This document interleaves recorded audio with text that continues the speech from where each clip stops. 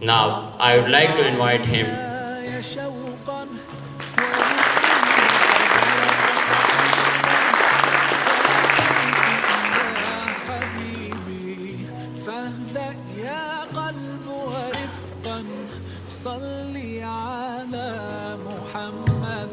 بسم اللہ الحمدللہ والصلاة والسلام علی رسول اللہ وعلی آلہ وصحبہ اجمعین اما بعد فاعوذ باللہ من الشیطان الرجیم بسم اللہ الرحمن الرحیم رب اشرح لی صدری ویسر لی امری واحلل عقدۃ من لسانی یفقہوا قولی السلام علیکم ورحمۃ اللہ وبرکاتہ۔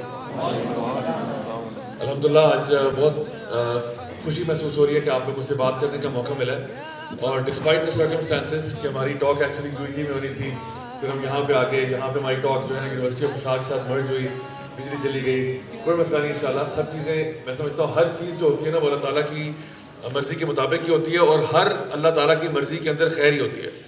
وہ خیر ہمیں شاید سمجھ میں نہ آئے لیکن خدا کی قسم اس میں خیر ہوتی ہے، اور یہ خیر ایسی ہی ہے جیسے کہ اگر میں آپ کو چھوٹی سی مثال بتاؤں نا، کبھی کبھار ایک ہماری چاہت ہوتی ہے اور اللہ تعالیٰ ہمیں ہماری چاہت سے روک دیتا ہے۔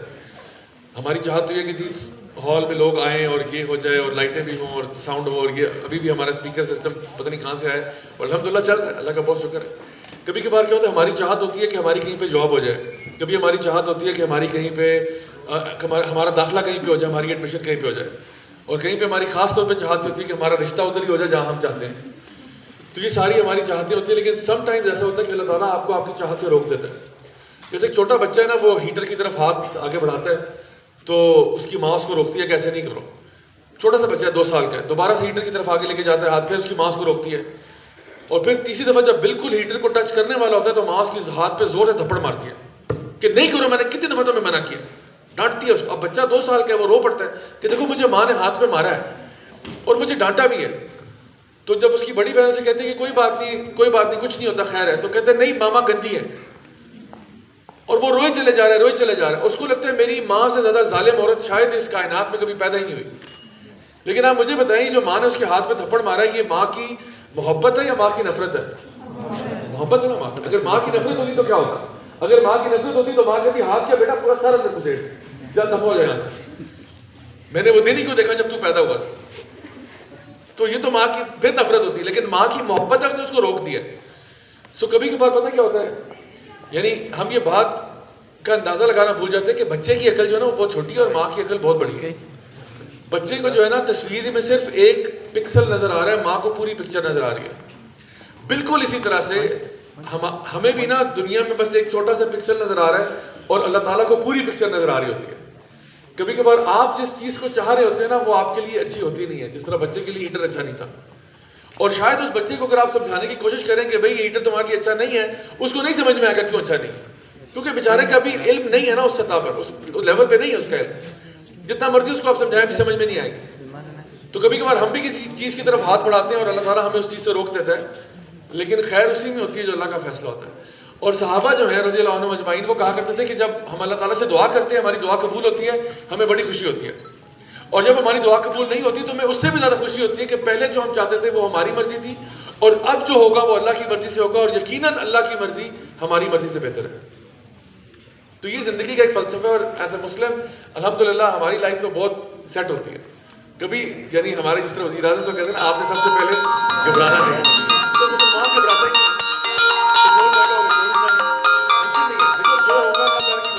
ہاں آپ کو یہ چاہیے کہ آپ اپنے طور پہ محنت اور کوشش ضرور کریں۔ یہ نہیں کہ اب آپ جو ہے نا وہ ہاتھ پہ ہاتھ رکھ کے بیٹھ جائیں، آپ کے ایگزام سر پہ آ گئے فار ایگزامپل، ٹھیک ہے، ایگزام آپ کے سر پہ ہے، آپ نے کہا جی وہ ضیاء بھائی کی ٹاک اٹینڈ کی تھی، وہ کہتے ہیں آپ نے گھبرانا نہیں ہے، تو میں تو پڑھائی شڑھائی کر ہی نہیں رہا، میں تو سیدھا جاؤں گا اللہ توکل کے اوپر۔ تو یہ اللہ توکل نہیں ہوتا، اللہ توکل کا مطلب یہ ہوتا ہے کہ سب سے پہلے اپنا اونٹ باندھ لو، اس کے بعد توکل کرنا۔ وہ صحابی تھے نا، انہوں نے اپنا اونٹ کھلا چھوڑا ہوا تھا، تو نبی کریم صلی اللہ علیہ وسلم نے پوچھا کہ بھئی یہ کیا کر رہے ہو، یہ اونٹ تمہارا ایسے گھوم پھر رہا ہے، یہ کیا ہو رہا ہے؟ تو انہوں نے کہا اب یہ اللہ پہ توکل کر رہا ہوں میں۔ انہوں نے کہا یہ توکل ہے ہی نہیں، توکل یہ پہلے اس کو باندھو اس کے بعد توکل کرنا۔ سو اگر آپ ایگزام کے لیے جا رہے ہیں تو پہلے ایگزام کی تیاری کر لو، پھر توکل کرنا اللہ پہ کہ انشاءاللہ کورس کے مطابق ہی سوال آئے گا، اور وہی سوال آئیں گے جو آپ کو زیادہ اچھی طرح آتے ہیں۔ اگر آپ مجھے اپنے گھر کھانے پہ بلا رہے ہیں تو یہ نہیں کہ آپ نے کھانے پہ بلایا اور جب میں پوچھوں کہ بھئی کھانے میں کیا ہے، آپ کے اللہ توکل ہی آج تم آپ کچھ بنائیں، ٹھیک ہے، کچھ تکے شکے بنائیں، کوئی بریانی شریانی بنا کے سائڈ پہ رکھیں، ہاں ہو سکتا ہے اس کو آگ لگ جائے، ٹھیک ہے. ہو سکتا ہے میں جب پہنچوں تو آپ کہیں سر وہ تو بریانی کو تو آگ لگ گئی ہے, وہ جو دمبا تھا اس کو ہم نے کرنا تھا, وہ دمبا ہی بھاگ گئے سر. تو میں کہوں گا ٹھیک ہے, اللہ توکل ہے, نو پرابلم, ایسے کرتے ہیں ہم لوگ باہر سے منگوا لیتے ہیں, اس میں کیسی بات ہے. ٹھیک ہے. سو دا پوائنٹ از کہ آپ نے اپنے طور پہ محنت ضرور کرنی ہے. آگے آپ کو آؤٹ کم ملے نہ ملے وہ ایک اور سوال ہے, وہ بالکل ڈفرینٹ کوشچن ہے. سو جو پازیٹیو ایٹیٹیوڈ ہے لائف کے بارے میں, لائف میں پازیٹیو ایٹیٹیوڈ کیا ہوتا ہے؟ پازیٹیو ایٹیٹیوڈ یہ ہوتا ہے کہ آپ پازیٹیو رہتے ہو ریگارڈلیس آف دی آؤٹ کم. ایک تو نیگیٹو ایٹیٹیوڈ ہوتا ہے نا. نیگیٹو ایٹیٹیوڈ کیا ہوتا ہے کہ آپ کہتے ہو یار میں تو کر ہی نہیں سکتا, یہ تو ہو ہی نہیں سکتا, میرے پاس تو اتنی صلاحیت ہی نہیں ہے, میں تو, یعنی آپ جاب کے لیے جا رہے ہیں, آپ کہہ رہے ہیں یار مجھے جاب مل ہی نہیں سکتی. آپ کسی جگہ پہ ایڈمیشن لینے جا رہے ہیں, نہیں یار میں تو, مجھے تو مل ہی نہیں سکتی, میرے تو حالات اس طرح کے ہیں, میں تو اتنا وہ ہوں, میں نہ لائق ہوں, میں نہ کما ہوں, بس پھر نہیں ملے گی آپ کو. اس طرح کے رویے کے ساتھ باقی میں نہیں ملے گی آپ کو. اس کو کہتے ہیں نیگیٹو ایٹیٹیوڈ یا ڈیفیٹسٹ ایٹیٹیوڈ. اور مایوسی ویسے ہی اسلام میں کفر ہے, اٹس اے ٹائپ آف کفر.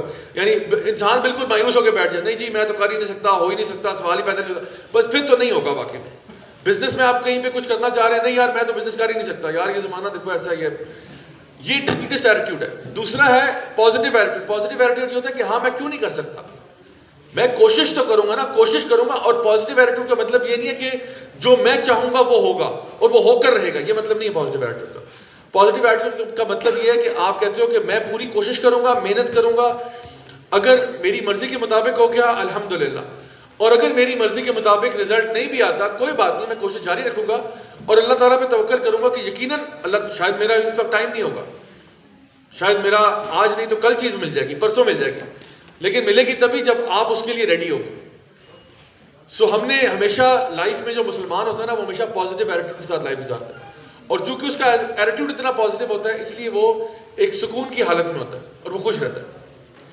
اچھا, میرا ایک تو بڑا فارمل انٹروڈکشن ابھی کرایا گیا, بہت ہی لمبا ڈیٹیل, لیکن میرا جو اصل میں جو انٹروڈکشن کراتا ہوں نا وہ بڑا سادہ سا انٹروڈکشن ہے. وہ یہ ہے کہ میں ایک زمانے میں دین سے دور تھا اور پھر حالات نے مجھے مولوی بنا دیا. جیسے میں نے نا کچھ وہ بسوں کے پیچھے لکھا ہوا دیکھا کہ وقت نے ایک دفعہ پھر دلہن بنا دیا. اکثر بچوں جو ہے نا بسوں کے پیچھے میں نے لکھا ہوا دیکھا, تو مجھے حالات نے ایک دفعہ پھر مولوی بنا دیا. تو اس کے پیچھے کہانی ہے کہ میری جو ایجوکیشن ہے وہ انگلینڈ سے ہوئی. میں نے وہاں سے بیچلرس کیا تھا کمپیوٹر سائنس میں, پھر آسٹریلیا چلا گیا, وہاں سے ماسٹرس کیا تھا. اور اس دوران نا میں کافی امیر ماں باپ کی بگڑی ہوئی اولاد تھا, تو ہر طرح کے اوٹ پٹانگ چیزوں میں مطلب ملوث تھا. مجھے زیادہ اس کی ڈیٹیل میں جانے کی ضرورت نہیں, آپ لوگ بہت سمجھدار ہیں ماشاءاللہ. تو اس کے علاوہ یہ ہوا کہ مطلب بہت سارے الٹے کاموں کے علاوہ نا مجھے بہت ایکسٹریم سپورٹس کا بھی شوق تھا, جیسا کہ اسکائی ڈائیونگ اور بنجی جمپنگ اور اسکوبا ڈائیونگ اور اس طرح کی چیزیں. تو میں بس لائف میں ایکسپیریمنٹ کر رہا تھا. تو اتنا ڈی ٹریک ہونے کے بعد کب انسان کو خیال آتا ہے کہ بھئی مجھے اب سدھر جانا چاہیے. ایک سوال ویسے ہوتا ہے وہ ہم ساروں کی زندگی میں آتا ہے, اور وہ کچھ ان کو ہم بولتے ہیں ایگزسٹینشل کوسچنز. جو بلے شاہ نے کہا تھا نا کہ بلا کی جانا میں کون, یہ ایسے سوال نا عام طور پہ میرے مشاہدے کے مطابق یہ رات کو 2:30 بجے آنے والے سوال ہیں. جب کبھی رات کو اکیلے میں بیٹھے نا رات کو 2:30 بجے نا انسان کو جب نیند نہیں آ رہی ہوتی تو انسان پھر اسی قسم کے نا سوال پوچھتا ہے کہ اگر یعنی میرے پیدا ہونے کا مقصد کیا ہے, میں کہاں سے آیا, میں کیوں پیدا ہوا. کوئی دوست آپ کے ساتھ بیٹھا ہو, کبھی کوئی بہت قریبی دوست ہو, اس سے آپ بات کرو, کہتے ہو آپ کہتے ہو یار میں نہ ہوتا تو کیا ہوتا. یہ سوال انسان کی لائف میں آتے ہیں اور انسان سوچتا ہے کہ آخر میرا اوریجن کیا ہے.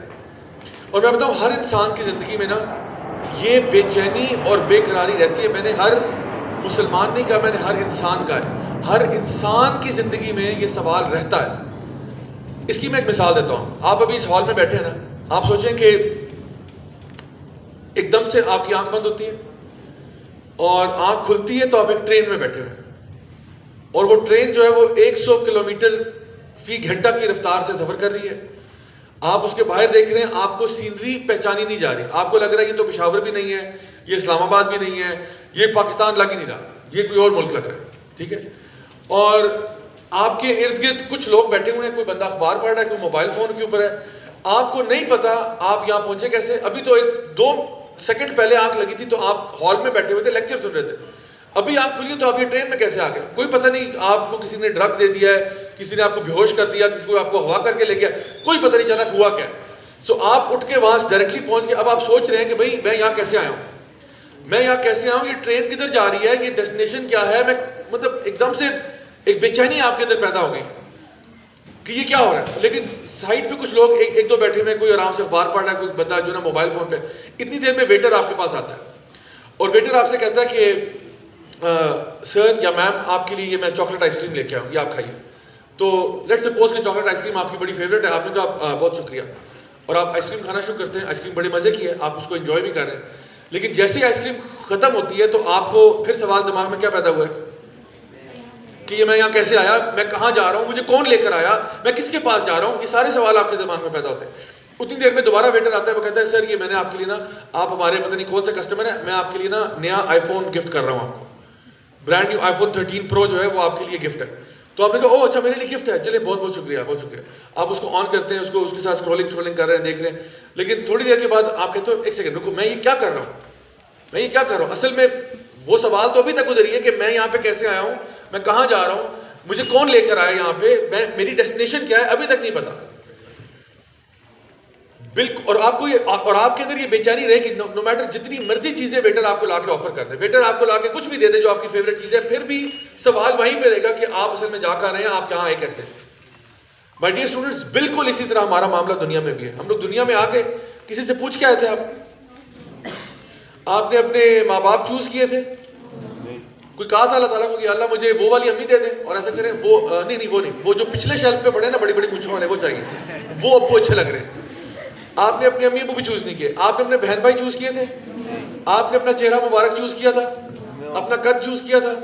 ہاں آپ کی جو پھیلنا ہے وہ آپ کے اپنے اوپر ہے, ٹھیک ہے, وہ حسب ذائقہ ہے جو بندہ جتنا ایکسپینڈ کرنا چاہے. اچھا آپ نے اپنی فیملی بھی چوز نہیں کی, آپ نے اپنی ٹرائب چوز کی تھی, وہ بھی چوز نہیں کی. آپ نے اپنا علاقہ چوز کیا تھا, وہ بھی نہیں کیا. اور آپ نے اپنا مذہب بھی چوز نہیں کیا. جس ورلڈ ویو پہ, جس فلسفی پہ آپ ہیں, وہ بھی ہم نے چوز نہیں کیا. زبان بھی ہم نے چوز نہیں کی. تو ہم تو کسی سے پوچھ کے پیدا ہی نہیں ہوئے, اور ہم دنیا میں بس ایسے آ گئے. اب آ گئے اور اب ہمیں ایک دم سے نا کسی نے آئس کریم دکھا دی, کسی نے ہمیں آئی فون دے دیا. یہ میں اگزامپل کے طور پہ کہہ رہا ہوں, یہ ڈسٹریکشنز ہیں. کسی نے ہمیں کچھ دے دیا, ہم دنیا کی چمک دمک میں نا کھو کے رہ گئے. اچھا یہ بھی کتنا پیارا لگ رہا ہے, یہ بھی اچھا لگ رہا ہے. اچھا میں اگر اچھے کپڑے لے لوں تو کیسا ہے, میں اچھی گاڑی لے لوں تو کیسا ہے, اچھا بنگلہ بنا لوں تو کیسا ہے. ٹھیک ہے, بہت اچھا ہے, امیزنگ, بہت اچھی چیز ہے. اور سوال یہ تم کون ہو, بلا کی جانا میں کون ہوں, میں کون ہوں, میں کہاں سے آیا, میں جا کہاں رہا ہوں, مرنے کے بعد میرا کیا ہوگا. What is going to happen to me after I die? $1 billion question ہے یہ, میرا مرنے کے بعد کیا ہوگا. میں اسی طرح کی ایک ٹاک دے رہا تھا یونیورسٹی آف ساؤتھ ہیمپٹن میں, یو کے میں, موسٹلی نان مسلم آڈینس. ان کو میں نے کہا تم لوگوں کا مرنے کے بعد کیا ہوگا. ہر بندے کا جواب مختلف ہے, ہر بندے کا جواب مختلف ہے. میں نے کہا بڑی عجیب بات ہے کہ دنیا کا سب سے اہم سوال ہے اور اس کے اوپر اتنے ڈفرینٹ جواب آ رہے ہیں. کیا یہ امپورٹنٹ نہیں ہے, کیونکہ ہر فیتھ جو ہے وہ کوئی اور جواب دے رہا ہے اس کا مرنے کے بعد کیا ہوگا. کوئی کہہ رہا ہے مرنے کے بعد جو ہے وہ دوسرا جنم ہوگا, اگر دنیا میں اچھے تھے تو کوئی اچھی کاسٹ کے ہندو ہو کے پیدا ہو جاؤ گے, اگر برے تھے تو ہو سکتا ہے اگلے جنم میں لال بیگ کی جو نا شکل میں تم پیدا ہو جاؤ. کوئی کہہ رہا ہے کہ مرنے کے بعد کچھ بھی نہیں ہوگا, بس کیڑے مکوڑے کھا جائیں گے. جو لوگ ملحدین ہیں, الحاد کرنے والے ایتھیسٹ جو ہیں, وہ کہہ رہے ہیں مرنے کے بعد کچھ بھی نہیں ہوگا, بس مرو گے اور بس کیڑے مکوڑے کھا جائیں. ٹھیک ہے, ہو سکتا ہے ایسا ہی ہو. مسلمان کہہ رہے ہیں مرنے کے بعد جنت جہنم ہے, اور جنت میں جانے کا جو کرائٹیریا ہے وہ یہ ہے, جس کے پاس یہ والا پاسپورٹ ہوگا وہ جنت میں داخل ہوگا, ادروائز جنت میں انٹری پاسبل ہی نہیں ہے. وہ پاسپورٹ توحید کا پاسپورٹ ہے, رسالت کا پاسپورٹ ہے. یہ پاسپورٹ ہوگا تو پھر ادروائز اس میں انٹری نہیں ہے. جو کرسچنز ہیں ان کا ایک اور بلیف سسٹم ہے, وہ بھی کہہ رہے ہیں جنت جہنم ہے, لیکن ان کا انٹری کرائٹیریا ہمارے سے بالکل مختلف ہے. جوز کا بھی ہے, ان کا بھی انٹری کرائٹیریا ہمارے سے ڈفرنٹ ہے. جوز جو ہے نا وہ موسیٰ علیہ السلام سے آگے نہیں جاتے, کرسچنز عیسیٰ علیہ السلام سے آگے نہیں جاتے. وہ کہتے ہیں اس کے بعد ہم مانتے ہی کسی کو نہیں, تو بات ہی ختم ہوگی. باقی بدھسٹ ہیں, بدھسٹ کا اپنا ورلڈ ویو ہے. تو بھائی ہم نے کون سی ریسرچ کی ہوئی ہے اپنے ورلڈ ویو کے اوپر. یہ سوال بڑا اہم ہے, مرنے کے بعد ہمارا کیا ہوگا. تو اگر مرنے کے بعد بقول باقی تمام لوگوں کے, وہ یہ کہتے ہیں, سارے کہتے ہیں کہ وہ جو دوسرا جنم ہے, وہ جو سیکنڈ لائف آپ کی ہوگی وہ ہمیشہ کی ہے, نیور اینڈنگ ہے, ایور لاسٹنگ ہے, ایبسولوٹ ہے, ایٹرنٹی ہے. قرآن کی زبان میں کہتے ہیں خالدین فیہا ابدا, وہ وہاں ہمیشہ ہمیشہ رہیں گے. تو بھائی دنیا کی زندگی تو 60-70 سال میں ویسے ہی فارغ ہو جانا ہے. چلو بہت ہی تم نے تیر مار لیا, 100 سال رہ لو گے. چلو 100 سال بھی اگر تم رہ لو تو 100 سال کا کیا مقابلہ ہے ہمیشہ کی زندگی کے ساتھ, انفینٹی کے ساتھ. What is 100 compared to infinity? It's nothing, it's insignificant. تو یہاں کی زندگی کے پیچھے تو وہ زندگی داؤ پہ لگائی ہوئی ہے پوری. تو کیا یہ امپورٹنٹ سوال نہیں ہے پوچھنے والا کہ مرنے کے بعد میرا کیا ہوگا؟ تو یہی بے چینی ہوتی ہے انسانوں کے اندر، جو ان کو نا، آپ ڈسٹریکشنز میں بھی ہوتے ہیں پھر بھی آپ سوچ رہے ہوتے ہیں کہ اصل میں کہاں جا رہا ہوں. اور میرے ساتھ ایگزیکٹلی یہی مسئلہ ہوا. میں دنیا کی لذتیں انجوائے کر رہا ہوں، ہر طرح کی عیاشیوں میں پڑا ہوا ہوں، دنیا بھر میں ٹریول بھی کر رہا ہوں، سب کچھ جا رہا ہوں، لیکن میرے اندر ایک بے چینی یہ تھی کہ آخر یہ سب کچھ ختم ہو جائے گا، پھر کیا ہوگا؟ میں کون ہوں؟ میں کہاں سے آیا ہوں؟ میں نے جانا کہاں پہ ہے؟ میں نے اپنے ماں باپ چنے نہیں ہیں، میں نے اپنے بہن بھائی چنے نہیں ہیں، میں نے اپنا فیتھ بھی چنا نہیں. تو میں اس ٹائم پہ نا اللہ تعالیٰ سے دعا کرتا تھا کہ اے اللہ اگر تو ہے، اے اللہ اگر تو ہے تو مجھے ہدایت دے دے، اور مجھے جس فیتھ میں بھی، جس ورلڈ ویو میں بھی ہدایت نظر آ گئی نا، خدا کی قسم میں قبول کر لوں گا، چاہے وہ کچھ بھی ہو. کیونکہ مجھے پتا تھا میں انگلینڈ میں بیٹھا ہوں، میرے ماں باپ نے کون سا مجھے پکڑنے کے لیے پیچھے جو ہے نا میرے آنا ہے، میں کوئی بھی فیتھ اپنا لوں. تو الحمدللہ اللہ کا بہت شکر ہوا کہ میں اسلام کی طرف آیا. اور قرآن مجید کی یہ آیت جب میں نے پڑھی نا، اللہ تعالیٰ فرماتے ہیں کیف تکفرون باللہ وکنتم امواتا فاحیاکم ثم یمیتکم ثم یحییکم ثم الیہ ترجعون، کہ تم کیسے اللہ میں کفر کر سکتے ہو جب تم مرے ہوئے تھے، ہم نے تمہیں زندہ کر دیا، پھر تمہیں موت آئے گی، پھر تم زندہ کیے جاؤ گے اور لوٹ کر تم نے اللہ کے پاس جانا. تو اللہ تعالیٰ تو یہ کہہ رہا ہے کہ تم مرے ہوئے تھے، تم کچھ نہیں تھے، ہم نے تمہیں زندہ کر دیا، تم دنیا میں آ گئے، پھر کیا ہوگا؟ پھر تمہیں موت آئے گی. کل نفس ذائقۃ الموت، پھر تم نے مر جانا ہے. اور پھر مرنے کے بعد گیم اوور نہیں ہے، مرنے کے بعد تم پھر زندہ کیے جاؤ گے اور لوٹ کر تم نے اللہ کے پاس جانا ہے. اور اللہ کے پاس جب جاؤ گے، اللہ تعالیٰ کیا فرماتے ہیں سورۃ الملک میں، الذی خلق الموت والحیاۃ لیبلوکم ایکم احسن عملا، ہم نے زندگی اور موت کو پیدا اس لیے کیا تاکہ تمہارا امتحان لیا جائے کہ تم میں سے احسن عمل کرنے والا کون ہے. سورہ الذاریات میں فرمایا وما خلقت الجن والانس الا لیعبدون، اللہ تعالیٰ فرما رہے ہیں نہ صرف تمہیں بلکہ تمہارے سے پہلے ایک اور مخلوق بھی پیدا کیے، جنات، وہ بھی پیدا کیے، ان کا بھی مقصد یہ تھا جو تمہارا مقصد ہے کہ ان کو اللہ تعالیٰ کی بندگی کے لیے، عبادت کے لیے پیدا کیا. سو یہاں سے میرا ورلڈ ویو بدلنا شروع ہو کہ زندگی ایک دفعہ نہیں ملتی جو میں انجوائے کر رہا ہوں اور یہ سب کچھ کر رہا ہوں، ہر چیز کا کانسیکوینس ہے، جیسا کرو گے ویسا بھرو گے. As you sow so shall you reap. So زندگی یہ نہیں ہے کہ بس میں عیاشیاں کروں، مر جاؤں اور بس پھر آگے کچھ بھی نہیں، ایسا نہیں ہے. یہاں پہ آپ ضرور انجوائے کریں، مسئلہ نہیں ہے، آپ انجوائے کریں، آپ اچھا کھائیں، اچھے کپڑے پہنیں، اچھا ٹریول کریں، نو پرابلم، لیکن سب سے پہلے اللہ کے بندے بنے. جس رب نے تجھے پیدا کر کے زمین پر بھیجا اس کی بندگی سب سے پہلے، باقی سب چیزیں بعد میں. اللہ تعالیٰ کی محبت ہمارے دل میں سب سے اوپر ہونی چاہیے، باقی سب کی محبتیں نیچے ہیں. والذین آمنوا اشد حبا للہ، جو ایمان والے ہوتے ہیں وہ اللہ کی محبت میں شدید ہوتے ہیں. اب سوال یہ پیدا ہوتا ہے کہ آخر اللہ کی عبادت کیوں کی جائے؟ میں کیوں کروں اللہ کی عبادت؟ تو اللہ تعالیٰ کی عبادت کرنے کی دو وجوہات ہیں، بنیادی طور پر دو وجوہات ہیں کہ اللہ تعالیٰ کی عبادت کیوں کی جاتی ہے. ایک وجہ یہ ہے کہ اللہ تعالیٰ اتنا عظیم ہے کہ اللہ تعالیٰ کی عبادت کرنا لازم بنتا ہے. اور دوسری وجہ یہ ہے کہ اللہ تعالیٰ جو ہے اس کے ہمارے پہ اتنے احسانات ہیں کہ ان کا شکر ادا کرنا جو ہے ہمارے اوپر لازم ہے. اللہ تعالیٰ اتنا عظیم کیسے ہے؟ اب دیکھیں کوئی بھی چیز جو خیر کی کسی شخص میں بھی ہوتی ہے، کوئی بھی چیز آپ دیکھیں، کوئی بھی چیز جو خیر کی ہے نا، جو ہمیں کسی بندے میں بھی اچھی لگتی ہے، وہ ساری کی ساری خصوصیات اللہ تعالیٰ میں اس سے مطلب لامحدود انداز میں زیادہ ہے. مثال کے طور پہ فٹ بال، جن لوگوں کو فٹ بال کا شوق ہے، آپ کرسٹیانو رونالڈو کو جانتے ہیں؟ میسی کو جانتے ہیں؟ اچھا، اب لوگ جو ہے وہ میسی کو اور کرسٹیانو رونالڈو کو آلموسٹ ورشپ کرتے ہیں. لٹرلی وہ نا ایسے سجدے کا اشارہ بھی کرتے ہیں ایسے کر کے. وہ جب سٹیج پہ وہ آتے ہیں نا کسی جگہ پہ، تو ویسے اپنے ہاتھوں کو، دونوں ہاتھوں کو اٹھا کے نا ایسے ایسے کر رہے ہوتے ہیں کہ جیسے وہ جا کے سجدہ کر رہے ہیں. اچھا، اسی طرح سے پچھلے وقتوں میں مجھے یاد ہے جو راک سٹارز ہوتے تھے ڈفرنٹ، ایون مائیکل جیکسن کے کانسرٹ ہوتے تھے، اس میں لوگ بے ہوش ہو جاتے تھے خوشی سے. حالانکہ مائیکل جیکسن نے کون سا ان کو پیسے دیے آ کے، یا کرسٹیانو رونالڈو نے کون سا پیسے دیے ان بچوں کو، یا میسی نے ان کو پیسے دیے؟ کچھ نہیں دیا. وہ کیوں ان کی ورشپ تک پہنچ گئے؟ کہتے ہیں کہ یار اس کے اندر سکل اتنا زبردست ہے. یعنی Ronaldo is quote unquote worshipped because he can kick the ball around. Messi is almost worshipped because he can kick the ball around. Michael Jackson was worshipped because وہ اچھی آواز سے گا سکتا ہے. تو لوگ تو ایک صلاحیت کے پیچھے لوگوں کے آگے بچ جاتے ہیں، لوگوں پہ فنا ہونے کے لیے تیار ہو جاتے ہیں ایک صلاحیت کے پیچھے. پوچھو جا کے ان سارے گوروں سے، ان سارے لوگوں سے جو ان کے پیچھے پاگل ہو رہے ہیں. جو ان کے پیچھے اپنی جان دینے کے لیے تیار ہو جاتے ہیں کہ بھئی یہ تو الٹیمیٹ چیز ہے نا ورشپ کے لیے، کہ انسان اپنی جان دینے کے لیے تیار ہو جائے کسی کے لیے. تو اگر صرف ایک سکل کی بیس پہ، حالانکہ رونالڈو نے کوئی اس کو ظاہری طور پہ نہ پیسے دیے نہ کچھ اور بیچے، کچھ بھی نہیں کیا اس کے ساتھ. تو میں آپ سے کہہ رہا ہوں اللہ تعالیٰ، یعنی اگر یہ معاملہ آپ کا بندوں کے ساتھ ہے تو اللہ تعالیٰ کی تو کوالٹیز کا آپ کو آئیڈیا نہیں ہے اللہ تعالیٰ کتنا عظیم ہے. جو بھی چیز خیر کی ہو سکتی ہے نا، جو آپ کو، یعنی کسی بندے میں آپ کو اگر کسی سے بھی محبت ہے تو محبت کی کچھ وجوہات ہو سکتی ہیں. ایک وجہ یہ ہے کہ آپ کو محبت کسی سے اس لیے ہے کہ وہ بہت خوبصورت ہے، یہ وجہ ہوتی ہے. ایک عورت تھی، وہ ایک شیخ صاحب کے پاس گئی، اس نے کہا کہ شیخ صاحب میرا شوہر جو ہے نا وہ دوسری شادی کرنا چاہتا ہے.